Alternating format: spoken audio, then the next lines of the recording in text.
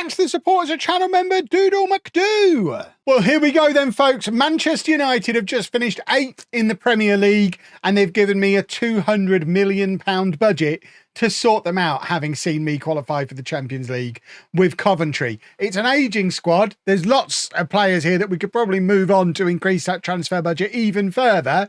This is going to be the most rebuilding on League to Legend video I think I've ever done.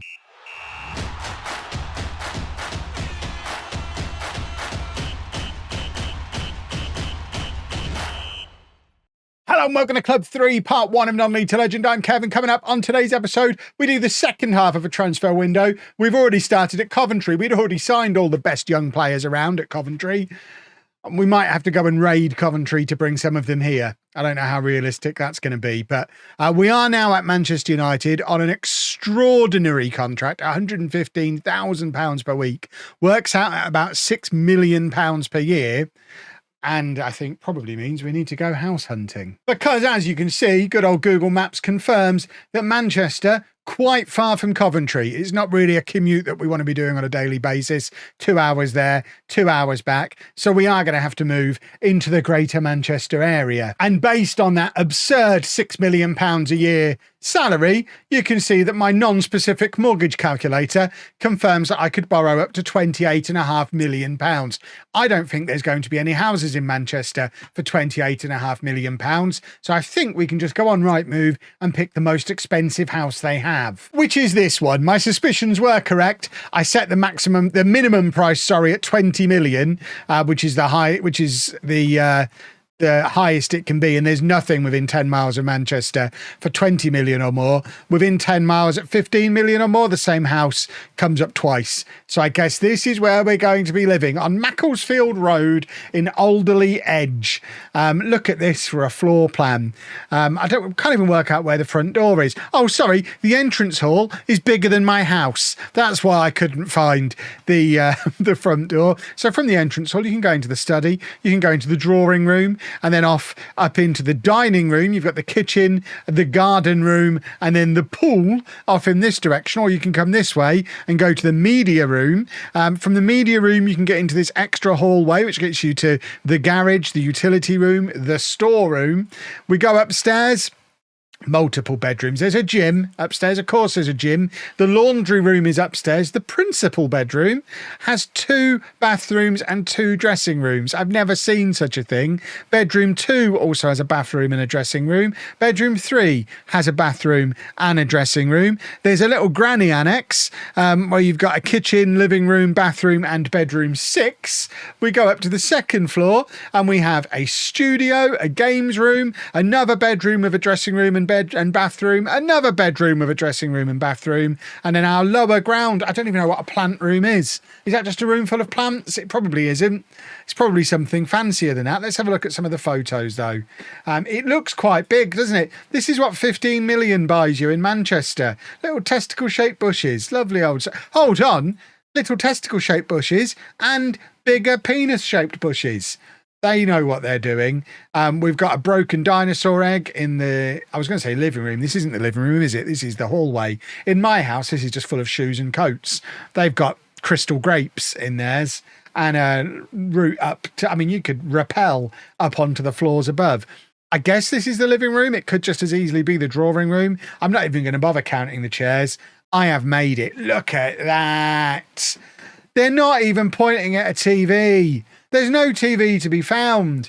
There's like 30 chairs in that one shot. Oh my goodness me.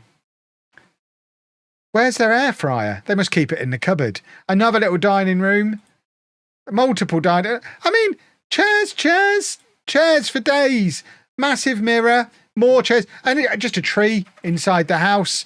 There's your swimming pool, which I think is bigger than the swimming pool at my gym that I pay £80 a month to go to. With chairs next to it. You can just sit next to the pool on a padded chair. I guess that's the gym. There's not much in the way of weights in there, is there? But I can watch myself as I prance around in there, which frankly is what I would use it for. It's my prancing room. That would be absolutely riddled with Apple Tango. I don't drink alcohol. Get rid of all the booze. Just fill it with Apple Tango and Dr. Pepper and I'll be laughing. There's the telly. It's a big. There's no way they just happened to be watching that. They've put that on especially. Fancy black and white film. Another room. I think whoever lives here has a H in their names. There's lots of H's everywhere, unless it's just a reminder that those towels are for the house. Again, we have an upstairs landing with chairs on. That's bigger than my upstairs of my entire house. Probably considerably bigger. Another living room, more chairs, and a completely unused dressing room that has a ladder in it. This house has been very... Is this Eric Ten Hag's old house? I mean, they could have put those shoes away. Goodness me. You've got a bath, a big fancy bed, more shoes just lying on the floor. They're lazy with the shoes, aren't they? Put your shoes away, you monsters. A bedroom with a living room in. This is the granny annex, isn't it? This is probably bigger than my house, just this one section. There's your big front door, the woods, and more chairs, more woods, a big barrel, double garage. That's where I can put my Lego City. That'll do. I've made it. Can I be Manchester United manager in real life? Because this looks like a lifestyle I could very quickly grow accustomed to. All of which, of course, leads us back to the football club, where we have a month or 5 weeks until the season starts. 5 weeks to spend the best part of £200 million turning this from a team that my Coventry City beat 4-1 right at the end of last season. I mean, look at the different tactics they've been faffing around and playing. Who was the manager before? They didn't seem to have a tactical direction in Roberto Martinez. I mean, how he lasted there 5 years. He's won 5 cups. Was it 5 versions of the Carabao Cup? No. Oh, it's even worse. 2 Europa Leagues, 2 European South American Club Challenges, and a European Super Cup. And he's managed to survive 5 years off the back of that. They sacked Thomas Tuchel after a year. Who did Roberto Martinez have dirt on? What have the league finishes been like? 7th, 5th, 7th, 4th, 8th. How did that man survive 5 years? I've got a job for life here, and much in the way of transfers that need to be done. So I know I build around Costa at the back. I think I can work with Scalvini and De Ligt as a centre-back partnership, but I need a left-back unless I play Martinez out there, and at 33 I'm not going to. I probably need a right-back. Agate can sit there and that's fine, but I need a central midfielder ahead of him. I'm not very confident in any of those options. We've got a new striker on the way in the shape of Omarodion. We've got Van der Winden for the left, and probably need to upgrade on the right. And then there's lots of players like Mason Mount, like Gabriel Jesus, that need shipping out of this club pronto. I'm going to have some fun now, boys and girls. So we've hit the 1st of July and our fancy new striker has arrived. I mean, the history books will declare that this guy arrived after me, so he's my signing. The fact it was prearranged, utterly irrelevant. Oh, he's going to score so many goals. He's got to be the best striker in the Premier League immediately upon arrival, surely. How? Haaland and Šeško. Okay, fair enough. Give him time. He's going to get into that best 11 because he is sensational. 6'4" with those fits. Oh, that's all I've ever wanted. That was my main reason for coming to Manchester United. That's all I wanted. We are trying to get rid of a whole bunch of players as well. It's going to be interesting whether we convince them to take offers. Jesus, Xerxes, Krajvelt, Christensen, Sol. They're all on big money. I mean, someone like Xerxes, £135,000 a week. Jesus, £195,000 a week. I don't know if other clubs are going to offer them the kind of money we're paying them. So it's going to be interesting to see if they leave or if we're going to be stuck with a bunch of old men until their contracts end, which is going to make this a longer term project than just a one summer rebuild. If I can get them to go, we are going to be laughing. We're also trying to sign this guy who I'm bringing in to play in that Mazzala role, bursting out of central midfield. I feel like he's a bit of an upgrade on Mason Mount. Just got a feeling. Oh, there's so much going on. It's difficult to know when to come back and show you it. Or this video could be an hour long. As you can see, we've got loads of spare wage budget and £300 million in the bank. That would imply things have happened. Let me show you some of those things. Firstly, we've signed Victor Gyökeres on £500,000 a week on a 1-year contract. Yeah, he's 33, but that seems sensible. He's in. We've also got Charles Elunga, a 20-year-old Belgian international striker who we're immediately retraining to play as our central midfielder. We've got some good attackers now. We're going to score some goals, that's for sure. And we have binned off a bunch of attackers to... There's room in the squad. So this transfer was pre-arranged before I arrived. Can't take credit for that one. He's gone to Barcelona for 46 million, but Rasmus Carstensen has gone to Al Wada for 15 million pounds. Lissandro Martinez, Al Hilal for 17 million pounds. Look at the salaries some of these guys are on. Absolute madness. Joshua Zirkzee joins him at Al Hilal for 39.5 million. Marcus Rashford has gone to Al Nassr for 15 million. Gabriel Jesus has gone to Sevilla. Probably should have gone to Saudi Arabia and got the money. Ruben Sol, who was a backup defender we were never going to use, has gone to Al Wada for 16 million. Sam Evans, another youngster we were never going to use, has gone to Ipswich. Lenny Yoro, who I was never going to use and is on £325,000 a week, has gone to Atletico. They're paying his full salary and do have an optional future fee as well to bring him in permanently, but that got £325,000 a week off the wage budget. And this guy has gone to Rennes as well. So it's 177 million out, 75 million in, all on Ilunga. At the moment, still over £300 million to spend, still loads of transfers in and out that I'm working on. At the moment, the best 11 looks like this. It would probably actually be that. And there's still a lot of work to do. I need fullbacks as a matter of urgency. I'm tempted to go and get Amrouche from Coventry. They want 80 million for him, and that feels like a lot of money. Now we're getting somewhere. It's still only the 22nd of July. I've been at the club less than a month, but goodness me, are we getting some turnover of players going? So firstly, the players leaving the club. We got rid of a few more fringe players. Mason Mount has gone to Brighton for 13.75 million. This guy went to Palace for 5 million. Who else have we got rid of? He has gone to Sunderland for like 7 million.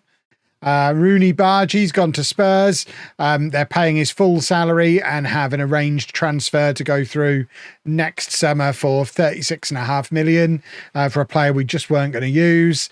Another fringe player, Grant Cooney, young defender's gone to Valencia for 11 million. Another one of our many backup goalkeepers has gone to Newcastle for 20 million. So it's 235 million pounds of players gone.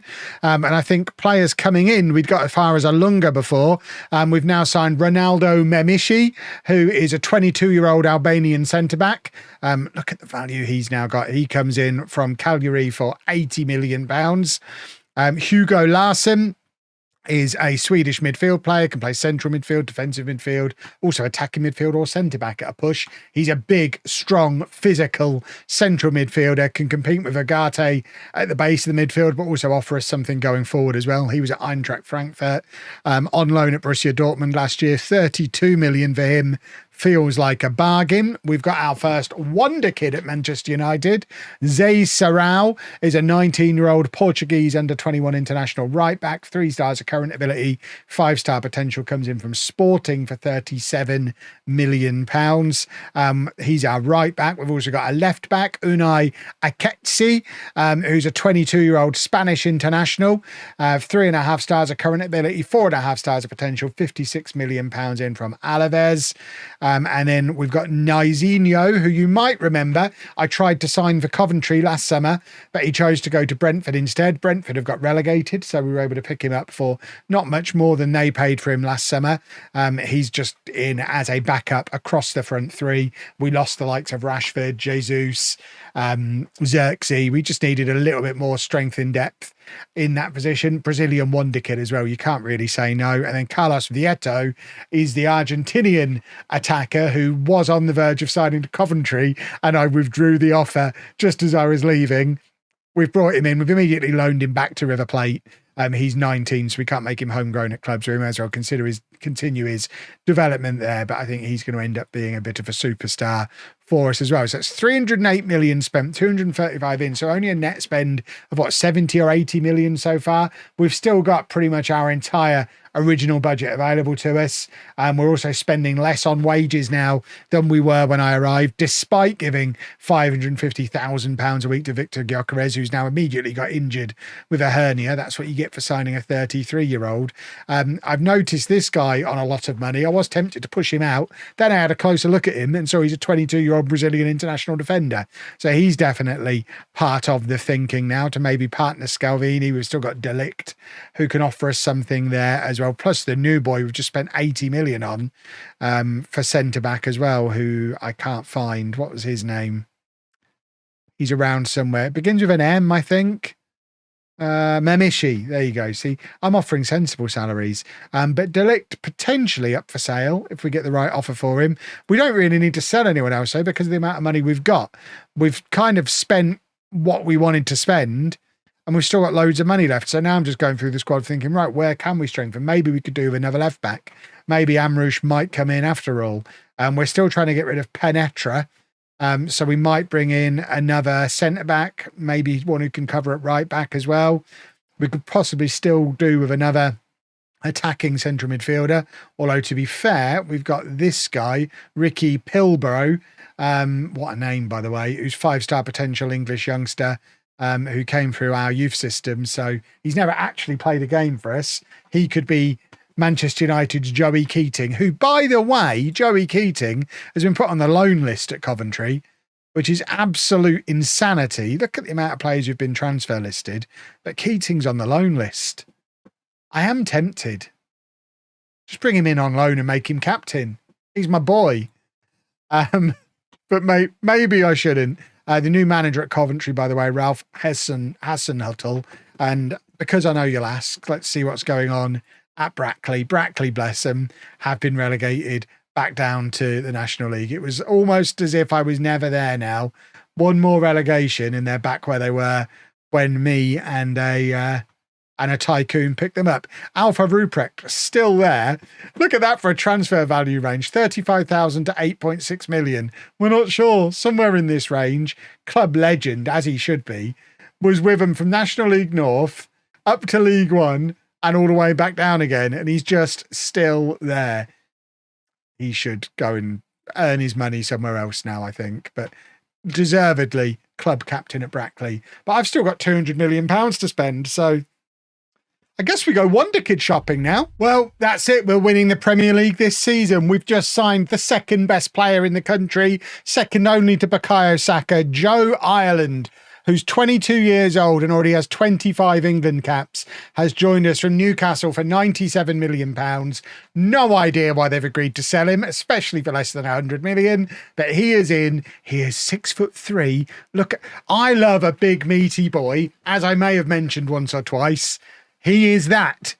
He is going to be outstanding for us coming out of central midfield. I am giddy with excitement. Joe Ireland is in, and he's not the only one. We've also signed Norberto Otta, who's a 21-year-old Argentinian under-20 international left winger, to provide us with some competition for places on the left-hand side. And Adam Asnu has come in as another option for us at left back. There's not really much else that's left the club other than more fringe players.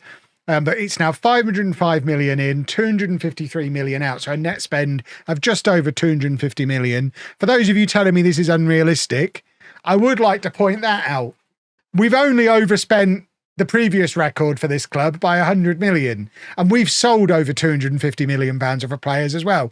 And I suggest the season they spent that much, they didn't sell that many players. In fact, was that in real life or was that in this save? When did they send 400 million? Yeah, so I guess that was a real life season.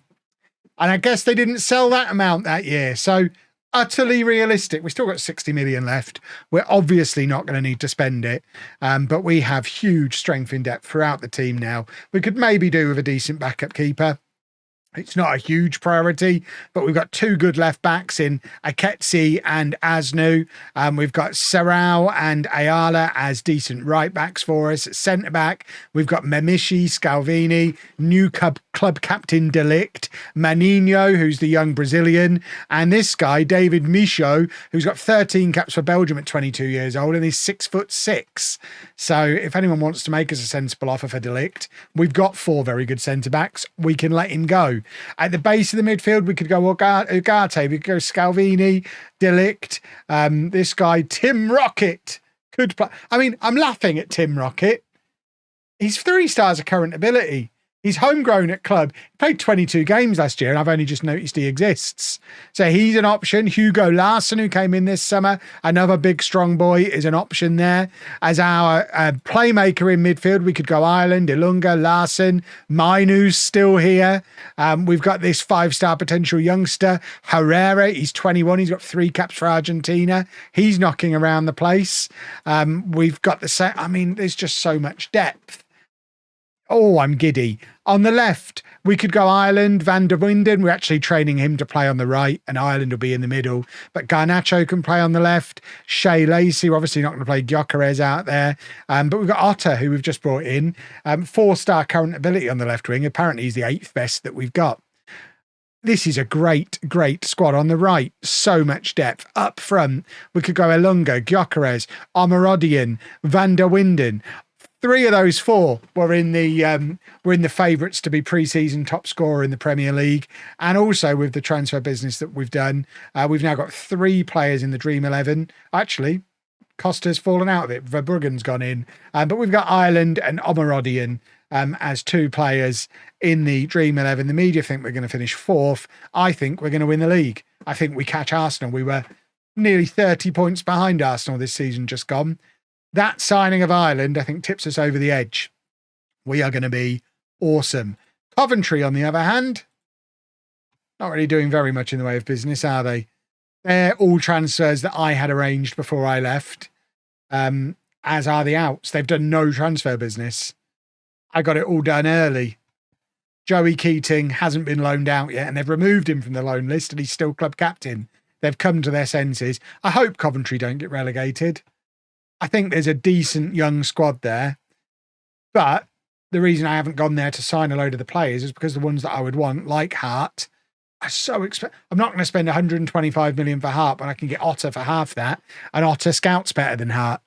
So this is going to be a great mid-table Coventry team for years. I don't expect them to be in the Champions League ever again, though, so I hope they enjoy their one season at that level. I don't think I'm going to do any more business, but it's not quite the start of the season yet, so we'll continue a couple more times, and then I guess get ready to go and win the league, because that's what we're going to do. We're going to win the league. And there we have what, according to Quick Pick, is the best 11 at the club as we go into the new season, which I think is a pretty impressive looking 11. There's not much there that you would need to improve on or change. I would be tempted actually to swap those 2 around and have him as the playmaker and him as the Mazzala, but that would perhaps be my only change. I don't think this is the 11 I'm going to use. That's just the one you get when you do best 11 on there. Because I don't think I plan on playing Ilunga up front. We'll see. Maybe I'll play Ilunga up front.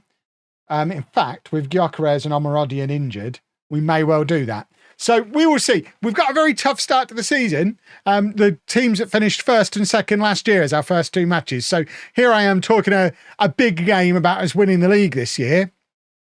If we win both matches tomorrow, we're going to win the league this year. What a way to start life at Manchester United with no team cohesion because we've done so many transfers as part of a £500 million rebuild. It'll be fine. If you've enjoyed that, please make sure you leave a nice big thumbs up on there for me. Subscribe to the channel for daily Football Manager videos. And thank you very much for watching.